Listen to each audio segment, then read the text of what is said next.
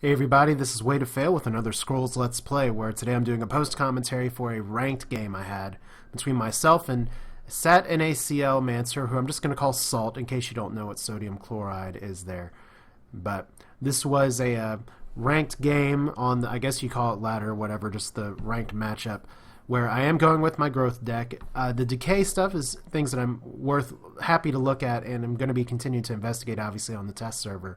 But I still got to play the actual game, too. Also want to let you all know that with work and some scheduling issues this week, I may not have as many uploads just in general. But let's go ahead and get this started, because I thought this was an interesting game worth looking at, and this is a player that I have bumped into a few times before, so I kind of have an idea of what's coming. So far, he's kind of had my number, but between just practice and the advice you all have been giving me in the comments, at least I would say, hey, you misplayed that, or hey, you could have won the game 5 turns ago. Hopefully I've learned something from there, but I'm pretty sure he's going to be playing growth. I'm playing my standard deck here, but I get 2 Brothers of the Wolf and a Kinfolk Veteran, which are good for later on. I'd love to have something faster to start sooner, but I've had fast starts against this guy before and gotten obliterated anyway. So he starts with an Eagle Eye, so trying to get more creatures out.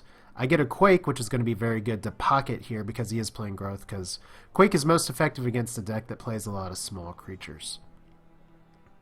But right away, just going back and forth. If he doesn't have a lot of 2 resources, I may be okay here. It looks like he's not starting super fast either, or he's just waiting to play something. So I do get an Ancestral Totem, and I elect to sack it, which took me a little bit more time to think of than maybe I thought, because I have 2 Brothers of the Wolf, and maybe I could have just stuck with one. In a mirror match, growth versus growth, Ancestral Totem is very powerful because it gives you just a little bit of extra damage, and that can be enough to make a big difference.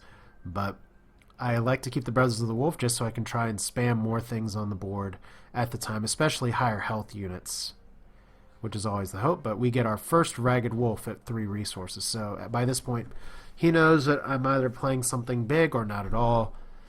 So starting a little slower here. I get a God Hand, which doesn't do me really any good at this stage, so I don't have anything to play. I could play a Sacrificial Ragged Wolf.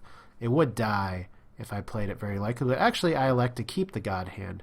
Like I said, this is a post-commentary. I don't always remember what I did, but the God Hand is a better card than maybe duplicates of Brother of the Wolf. I don't know for sure, looking back. Maybe the Ragged Wolf's not going to do me as much good at this point, because if he does have something else, he actually has a Fertile Soil there, so there's nothing I could do to stop that Ragged Wolf Fertile Soil, as I get a Fertile Soil of my own that I could try and play here, or I could get to multiple resources and just get that started. So no mirror play right away for me. There's Brother of the Wolf down early, so I get a first creature on the board that won't be Fertile Soiled more than likely.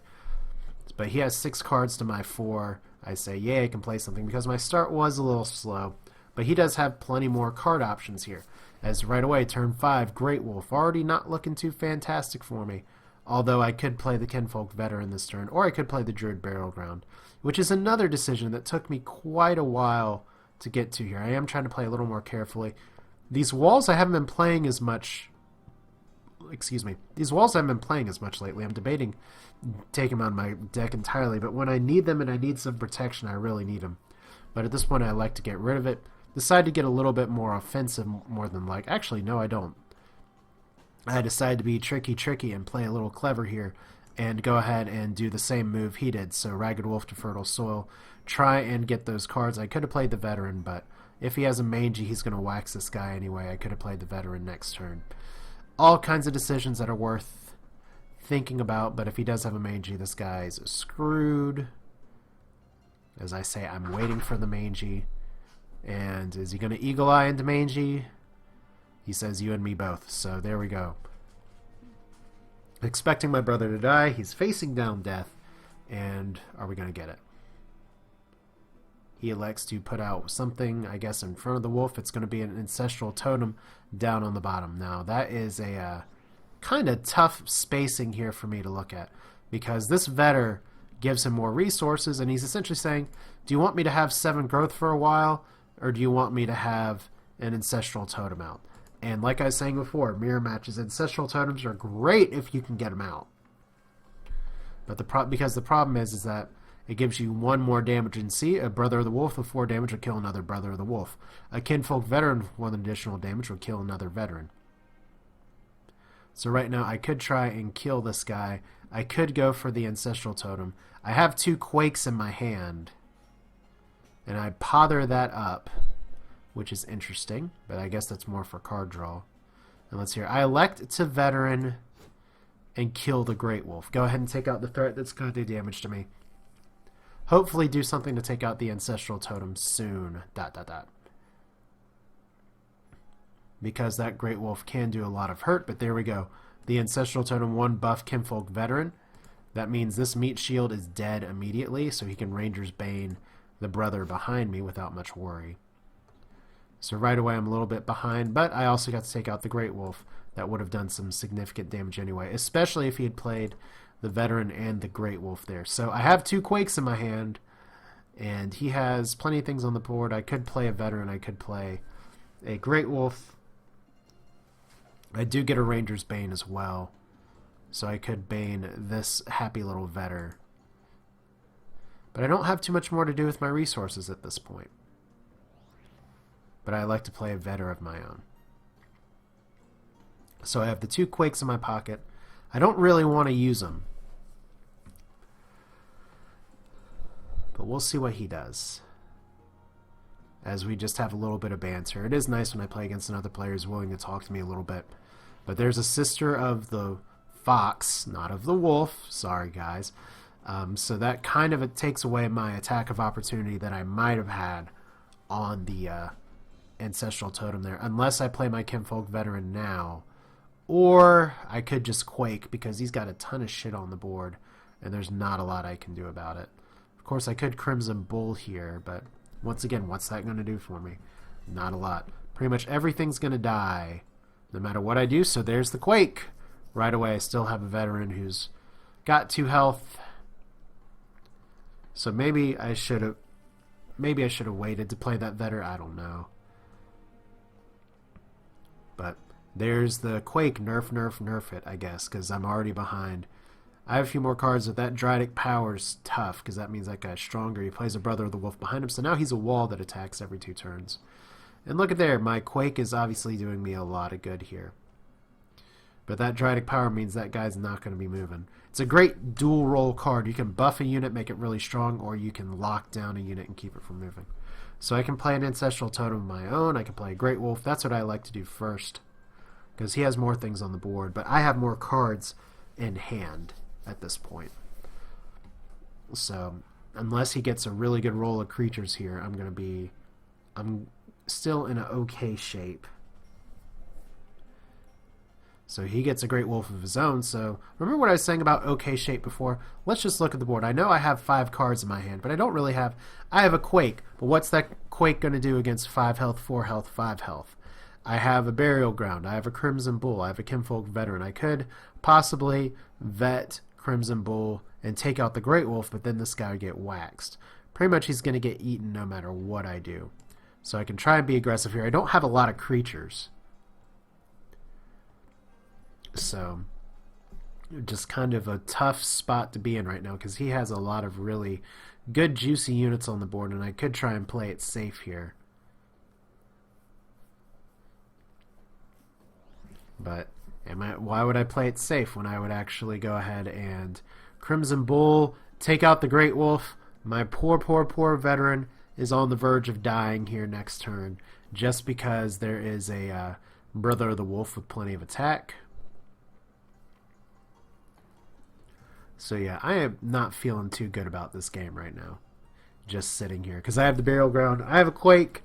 Those are utility cards, and those aren't really what I need right now for what he has on the board. What I need is creatures, things to match pound for pound what he's putting down. I'd really be happy with the Mangy Wolf. I'd be even happy with some Ragged Wolves here. But he goes ahead and drops some stuff down. Summons a wolf as I think, okay, I'm in good shape now if he's not going to try and kill me. And then he plays the Ancestral Totem and shit. So that's even worse. Not only did I waste time quaking, taking out Ancestral Totem, taking out a Great Wolf, now he gets out another totem, and his tiny creatures are now able to beat the crap out of me. So look at my hand here. I have a Kinfolk Brave, I have a Druid Burial Ground, I sack for more cards. It's not going to do a ton of good, but I do have a Quake in my pocket, and really at this point of the game, what is my other play? I could play units that are going to get quaked anyway, or I could go ahead and quake his board, which is what I do. Not my favorite play in the world, but damn it, I'm just trying to stay in the game at this point. So there is the Ragged Wolf as well. It's just going to do 1 damage, but if I can get the mangy combo next turn, that'll help me out tremendously. Of course, that's like asking for me to not get Kinfolk Veteran here because I have exposed a 3 health unit.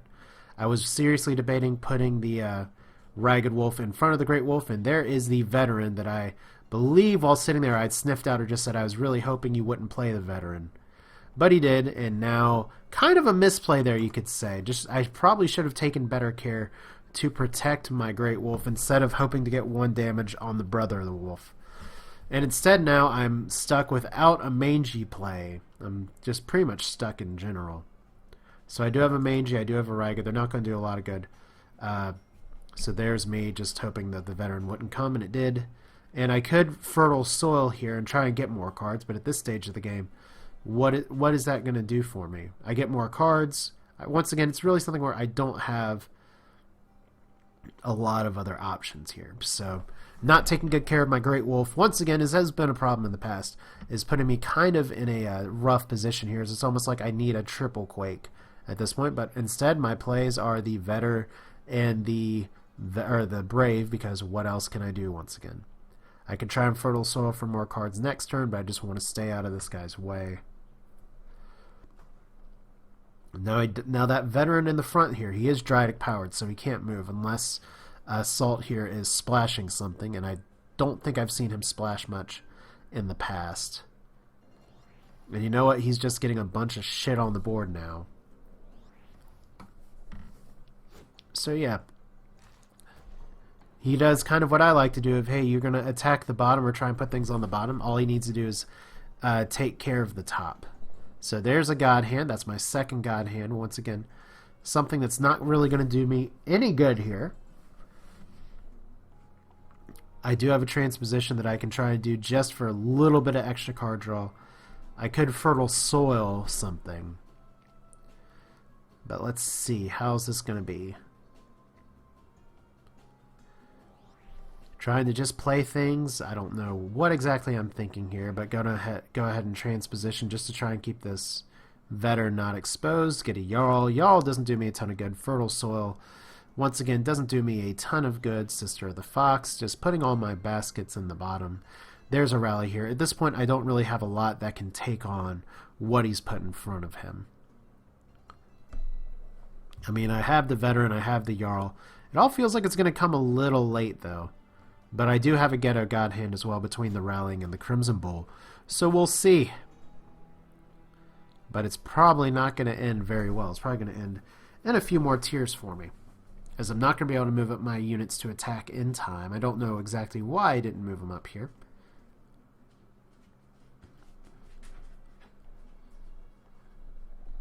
So he did have a lot, and once again, as we're having this little conversation here, it's interesting to see. You hear people talk so much about Quake, but his follow-up for my 2 Quakes has been outstanding. I mean, he had cards. He either drew the cards that he had in his hand, or he just already had them to the point where he didn't have to play anything. As there's his 3rd Ancestral Totem. I don't think he cycled through his deck just yet. Probably usually don't by turn 14, but he does play more Ancestral Totems than I do. And you know what? That's going to buff his damage quite a bit, and I am not entirely sure there is too much that I can do to stop him here. I have 2 rallies. Yippee skippy. Doesn't do me a world of difference. I could Quake. A Quake is going to hurt me more than it hurts him. So, yeah, we're just going to say I have no other play than this. And looking back here, should I really Quake? I mean, what does it do? Let's just pause here for a second. I mean, I have little to nothing to show for the 3 cards I played before. I did get some draw. I did get the Transposition here. But what do I have now? 2 Pothers, a Rally. I can play a Kinfolk Veteran possibly next turn. I don't think I'll be able to expose that Great Wolf in time here. So, like I said, it's just a matter of... Right now, he has the cards, I don't. I Pother. It doesn't do me a ton of good here. I play the Ranger's Bane. Would have been far nicer to actually use the Kinfolk Veteran, and maybe I should have actually baned this Veteran, as weird as that sounds. Right now, the Jarl's just going to be a wall that'll probably melt real fast. But is it possible for him to kill me this turn? He has a fertile soil, which is a great thing to use on a Dryadic powered unit that doesn't do a lot of good. So let's see here. One Ragged Wolf, Sister of the Fox. And just depending on his cards, I am dead next turn. So let's see here. I can play the Jarl. And what really kind of busts me up a little bit here is that if I can attack the Kinfolk Veteran, I'd be fine. I was really hoping to pother that guy down instead of up, but that's how the luck works sometimes. Sometimes it works, sometimes it doesn't. So now I'm really in a position where if he has a Mangy Wolf, he can kill me here. So I'm going to have to defend this row. But I'd love to be able to take out this vet. So I can actually play the Brother of the Wolf up there, possibly get some help, and play the Kinfolk Veteran and kill both of those. Still not the position you want to be in at this point of the game. I've done perfunctory idle damage at best. And just because I got behind early and I didn't make the plays I needed to do to kind of come back into the game. So if he has a Rally Crimson Bull here, he can kill me. I say there as the chat's taking a little bit to catch up that I really hope the Great Wolf moved down, but it didn't, as once again I'd love to have 8 health on this idol, but I don't. There's the Mangy Wolf, and is this going to be it? There's Dryadic Power, and yep, that is going to be 2 Dryadic Powers. So are we there? Not quite. So that's 3 damage, and we are very close to death. Not quite death, but very close to death. As I say, holy crap balls. Mainly because 2 Dryadic Powers on this Great Wolf, which just keeps him in that lane, as it would be very nice if I still had a Pother to move him back down. Pretty much what that means is that that poison's not going to do crap for me anymore. So I could play the Great Wolf and rally. That's not going to do me a ton of good, but it'll do me better than no good at all. I mean, at this point, I need to clear creatures. I need to make a play. And some damage is better than no damage at all. So poison's going to wear off. The wolf survives pretty much substantially in the same position he did before, but now with more health. And what's it going to be, buddy? Is this going to be the end of my game? There's an Ancestral Totem. That is a bad start. And there's a Mangy Wolf as well, so that's going to be GG right there. Salt just, and let's hear 7. No, actually, it's not GG. That's just my board's cleared. I can't do math, apparently. But what are we going to do? I have a Sister of the Fox. I could play a Jarl as well. And that is his 4th totem, so I guess he has cycled by now, but he has played all of his fertile soil. Rallying does me very little. And I'd love to have it for next turn. There's a Great Wolf, Mangy Wolf possible combo. If I can just survive. If I can keep him from speeding up his hand here. But I play the Jarl because I need more health in this idol back there. And having the Jarl on the board is better than not. Now, this is where you kind of get into the trap of, do you want to just constantly wail on this one board or this one area? There's a Kinfolk Veteran coming from the second line. He goes ahead and drops a Vetter of the Wild down there. Takes out my sister. So pretty much I have to put a lot of health in front of me or I'm dead. So I do have a Great Wolf. I do have a Brave here. Quake is going to do me no good at all. And really looking back here, oh man, you know what? I bet I don't Pother. But if I had had better situational awareness, oh, that was so stupid. I could have Pothered this Dryadic powered Great Wolf and taken him out of the lane entirely and just left him there. And what do? And this is me kind of going tilt late at the game here, and I really need to work on this. I Pother the stupid Mangy Wolf that won't do a damn thing. And it would have been a 100% chance to move that Great Wolf down. So terrible, terrible misplay. Kind of why I'm still stuck at the rating that I'm stuck at instead of moving on up. But we all make mistakes. I just put them on video, apparently. So right now there is 11 health for the Sidle. He's just going to be able to move that Mangy Wolf back up. Oh, I'm so stupid. So stupid. And if he has anything that can speed up these units, I'm dead next turn. Like if he has a Crimson Bull, even, I'm dead next turn. And you know what? After a mistake like that, I really deserve to die, to be honest. So what's it going to be? How many totems is that this game? Oh my god. Crimson Bull as well. So well played to you, Saltman. I screwed that up, but I was already so far behind that any hope I had of a comeback kind of died with me pothering the wrong unit. But see, there we go. I lose. He gets well-deserved uprating. I drop down to 1829. But that's it for now. This is Way to Fail with another Scrolls Let's Play where you all can look and say, hey, look, I'm better than that guy. And you're probably right, actually. One of the things about ranked is that you sometimes just got to get out there and get out and play. But you see, I made a pretty bad mistake today and paid the price that I was probably going to pay anyway. But this is Way to Fail with Scrolls. That's all for now. Like I said, I may have a limited upload schedule this week, but I will keep you all advised on that. Well, possibly. But I will see you all next time.